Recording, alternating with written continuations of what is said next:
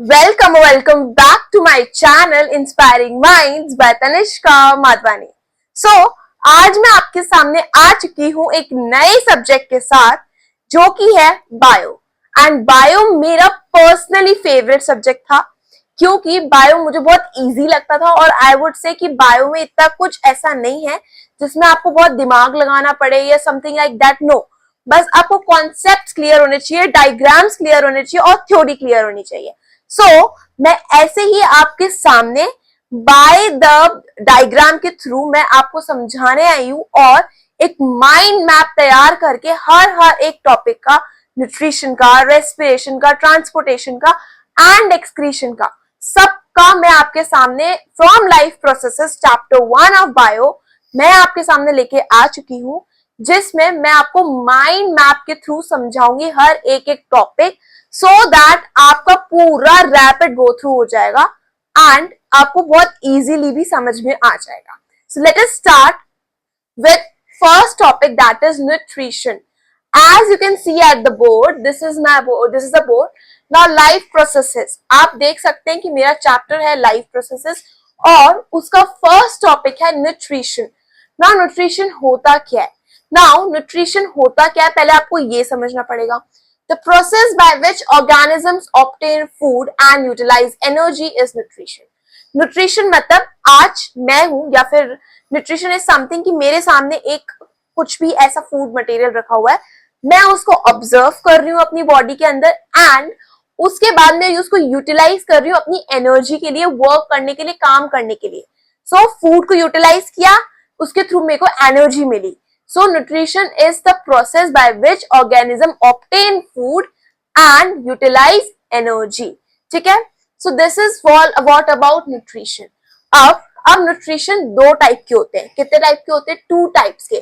First is autotrophic and the another one is heterotrophic.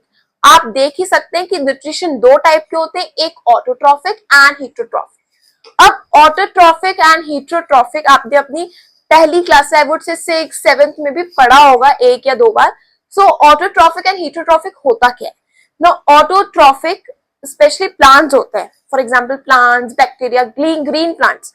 I am talking about green plants. Okay, so autotrophic में green plants and bacterias आते हैं।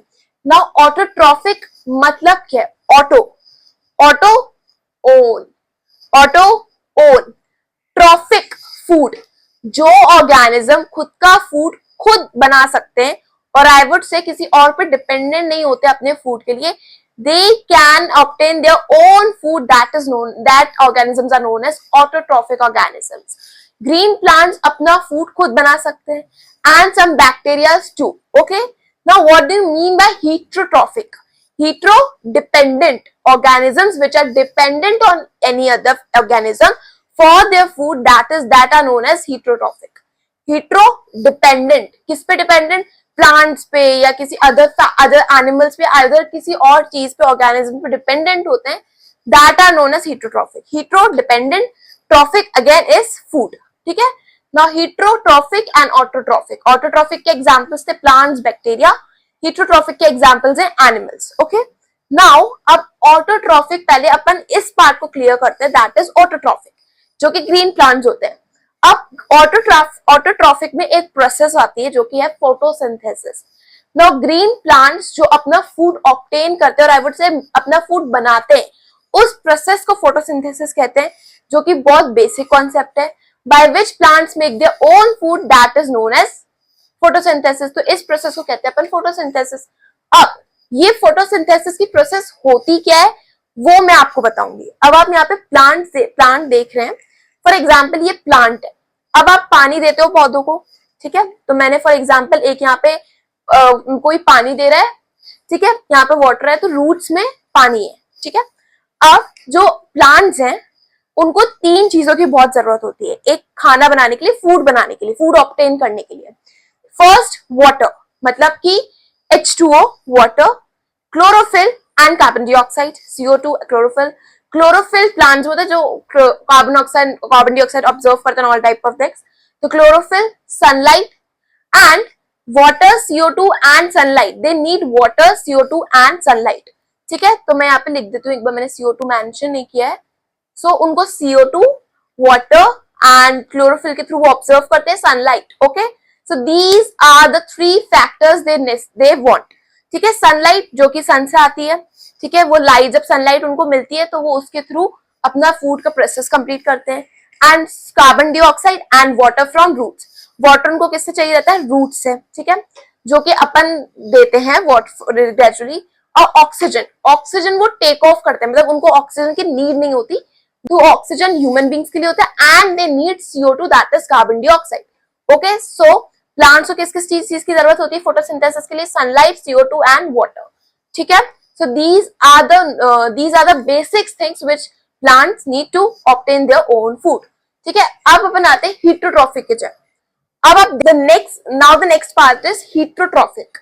heterotrophic जो organism जो food के लिए दूसरे organism से भी डिपेंडेंट होते हैं. Now saprotrophic, organisms that feed on dead and decaying organisms that are known as saprotrophic. जो dead and decaying organisms के ऊपर डिपेंड रहते हैं उनको saprotrophics कहते हैं. पैरासिटिक ऑर्गेनिजम्स वो होते हैं जो हॉस्ट की बॉडी पे रहते हैं और हॉस्ट की बॉडी से अपने फूड को ऑब्टेन करते हैं, डिपेंडेंट रहते हैं हॉस्ट की बॉडी पे. उसका एक अच्छा सा एग्जांपल है, जब अपन को जू लग जाती है, अपन बालों में कहते हैं ना कि अपन को यार लाइस, जू को लाइस कहते हैं, दैट इज द लाइस. तो वो जो लाइस पड़ जाती है ना अपन के बालों में, तो वो क्या होता है, वो जो लाइस होती है और वो जो वो टाइप ऑफ इंसेक्ट्स जो होते हैं जो अपन की बॉडी के ऊपर डिपेंड होते हैं, वो अपन का खून चूसते हैं. आई वुड से खून चूसते हैं, वो रियलिटी में ये चीज होती है. सो वो अपनी बॉडी पे डिपेंड होते हैं. किस पे? अपन पे. ये अपन हॉस्ट है और वो अपन की बॉडी पे डिपेंडेंट होते हैं for the food. Okay, now heterotrophic का अदर पार्ट है holozoic जो कि अपन है, एनिमल्स हैं. Okay, now take in food, अपन फूड अंदर लेते हैं और उसको सिंपल पार्ट्स में ब्रेक करके उसको यूटिलाइज करते हैं. Okay, so these are the 3 types. अब holozoic एक तरह का होता है अमेबा पे एंड ह्यूमन बींग्स पे. ठीक है, अब अमेबा पे अगर आप देखोगे तो amoeba is a unicellular organisms. Unicellular, one cellular organisms. It ingest food by pseudopodia, मतलब एक ऑर्गन होता है या फिर आई वुड से एक पार्ट होता है बॉडी का जिसके थ्रू वो फूड को इंजेस्ट करते हैं एंड देन उसको यूटिलाइज करके उसको बाहर छोड़ देते हैं. That is an amoeba. Now when it comes to human beings आज अपन के सामने फॉर एग्जांपल एक बर्गर रखा हुआ है, पिज्जा रखा हुआ है. सो अपन बर्गर पिज्जा के लिए अपन क्या करते हैं, अपन पिज्जा को खाते हैं और वो धीरे धीरे अपन च्यू करते हैं उसको टीथ से. By teeth we chew the food और फिर धीरे धीरे करके वो स्टमक में जाता है एंड वो सिंपल पार्ट्स में टूटकर ब्रेक कर और एनर्जी के थ्रू में यूटिलाइज होता है. So that is the human beings के बाद different parts of the body होते हैं, जिस डिफरेंट पार्ट्स होते हैं बॉडी के अंदर जो कि फूड को ब्रेक करने में हेल्प करते हैं और यूटिलाइज करने में भी हेल्प करते हैं. Now as you can see this diagram, this is the human being diagram. Mouth, by mouth we observe the food. ठीक है, अब जब अपन खाना खाते हैं तो अपन का जो माउथ है वो वाटरिंग करता है. यस, क्यों करता है? क्योंकि अपन को वो चीज अच्छी लग रही है और वो जो वाटरिंग है वो फूड को स्मूथ बनाता है. ठीक है, और इजीली पास हो जाता है ईसोफेगस से स्टमक.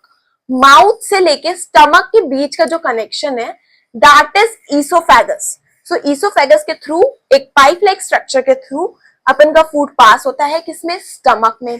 ठीक है, फिर स्टमक में अगर अपन आए तो स्टमक में अपन का फूड स्टोर होता है and then it goes through large intestine and then small intestine. ठीक है, लार्ज स्मॉल इंटेस्टाइन में होके जाता है एंड जो ये लिवर्स है ना, ये लिवर, पैनक्रियाज, ऑल दीज वो क्या करते हैं, जूसेस एंड अलग अलग टाइप के ग्लैंड्स वगैरह, ये सब चीजें क्या होती है, फूड को ब्रेक डाउन करने में यूज आती है, जो कि फूड्स अलग अलग फैट्स, कार्बोहाइड्रेट्स, प्रोटीन, इन सब चीजों में बढ़ जाता है, डिस्ट्रीब्यूट हो जाता है एंड यूटिलाइज होता है. एंड जो वेस्ट मटेरियल है, जो अपन की बॉडी को रिक्वायरमेंट नहीं होती, वो एट द एंड एनस के थ्रू निकल जाता है. So this is the whole process of digestion and in the nutrition of human beings and in the plants. So this was the nutrition. Now let us go to the next part, that is respiration. Now the next topic we have is respiration. As you can see at the board, life processes respiration. Now the process by which the food is oxidized to release energy is known as respiration. Now we have taken the food, we have taken the food from the outside. अब अपने food को intake कर लिया. Now उसके बाद digestion का process हुआ. Now next is respiration. Now अब वो फूड है उसको ऑक्सीडाइज होना पड़ता है so that it can release energy. Okay, now the process by which food is oxide to release on energy is known as respiration. अब respiration two types के होते हैं और आई वुड से दो तरह के होते हैं, that is aerobic respiration and anaerobic respiration. अब एरोबिक रेस्पिरेशन क्या होता है? It occurs in the presence of oxygen and release energy in the form of ATP.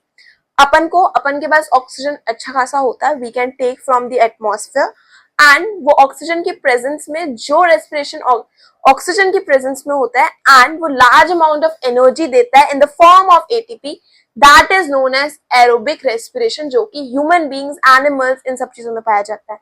Now we have two types of aerobic respiration, first in plants and the other one is animals. In plants में भी aerobic respiration होता है. कैसे? They get energy, ठीक है, and exchange of gases, मतलब उनके बीच का जो exchange of gases होता है. As we know कि plants oxygen को देते हैं environment में and they take CO2. So exchange of gases is a part of the respiration. Okay. Now there are two types of in animals there are two types of respiration, in aquatic and in terrestrial. First, what in animals have organs to respire in contact with oxygen atmosphere. अब environment में और I would say animals के पास एक different kinds of organs होते हैं through which they respire and come in contact with the atmosphere so that they can intake the oxygen. So animals के पास एक ऐसे specialized organs होते हैं, अपन के पास, एनिमल्स के पास, ह्यूमन बींग्स के पास, कि वो एक स्पेशल ऑर्गन्स हैं जिसके थ्रू वो एटमॉस्फेयर के साथ कांटेक्ट करके ऑक्सीजन इनटेक करते हैं एंड दे रिलीज एनर्जी. ठीक है. अब एनिमल्स में दो टाइप के होते हैं, first is aquatic and terrestrial. Now in aquatic, as we have seen, the fishes, they intake और दे रिस्पायर थ्रू गिल्स. उनके पास एक gills, the gills is a special form in which they respire and the oxygen level is little bit less. Oxygen level जो होता है water में वो बहुत लेस होता है, आई वुड से बहुत ज्यादा नहीं होता है, so they respire very fast. Now in terrestrial they use atmospheric oxygen. जो एटमॉस्फेयर में प्रेजेंस ऑक्सीजन है वो अपन यूज करते हैं, that is the terrestrial. Okay. Now as you can see this part that is the human being respiratory system. Now you have nose. ठीक है. First you take oxygen through nose, then it passes from nasal cavity and it passes from larynx and open to pharynx. Now what do you mean by larynx? अब larynx होता क्या है? pharynx से पास हुआ and larynx पे खुला. Now larynx is a voice box जो कि अपन के neck के वहां पे present होता है, is a voice box. Okay. and larynx से पास होते होते from rings of cartilage to the lungs. Now अब जैसे कि ये ribs देख सकते हो, this is the ribs which मतलब ये प्रेजेंट होते हैं सो दैट वो लंग्स एंड हार्ट को अच्छे से होल्ड करके रख सके. So ribs also functions. Okay. Now lungs, these are the lungs. Now as you can see bronchioles. The bronchioles are really very important in respiratory system. अब bronchioles एक अलग अलग part of balloon like structure में open होता है, I would say एक sac like structure होता है, दैट इज एल्विलाई. ठीक है. जो ब्रोंक्यूल्स का सैक लाइक स्ट्रक्चर में जब वो ओपन होता है बलून लाइक स्ट्रक्चर में, that is alveoli. And alveoli क्या करता है? Alveoli plays a main role in respiratory system because gases का exchange, मतलब कि जो कार्बन डाइऑक्साइड जो अपन को रिलीज करनी है, आई वुड से अपन को बाहर निकालनी है, एंड ऑक्सीजन जो अपन को इनटेक करके बॉडी में चाहिए, तो वो जो एक्सचेंज ऑफ गैसेस होता है वो थ्रू एल्वेलाई होता है. Okay. So this is the whole part of the human respiratory system. Now as you can see this side of the board, that is the anaerobic respiration, and anaerobic respiration is a respiration, it occurs in the less of oxygen or absence of oxygen. जब oxygen की कमी हो, कम हो oxygen, या फिर oxygen हो ही नहीं, that is the anaerobic respiration and releases less energy.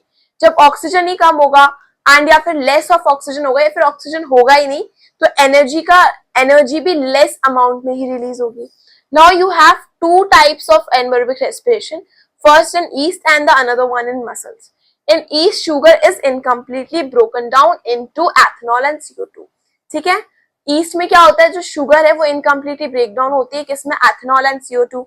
In muscles अपन एक्सरसाइज करते हैं, we have that muscle cramps in it, muscle cramps. So in this the sugar incompletely broken down into lactic acid. Okay, so this was the whole respiration. That's all. Now मैं इसके बाद next video में आपको दूंगी the second part in which I will be covering transportation and excretion. So for that, do subscribe my channel on YouTube as Inspiring Minds by Tanishka Madhwani. And if you have any doubt, then do comment on my channel. So that's all. Bye.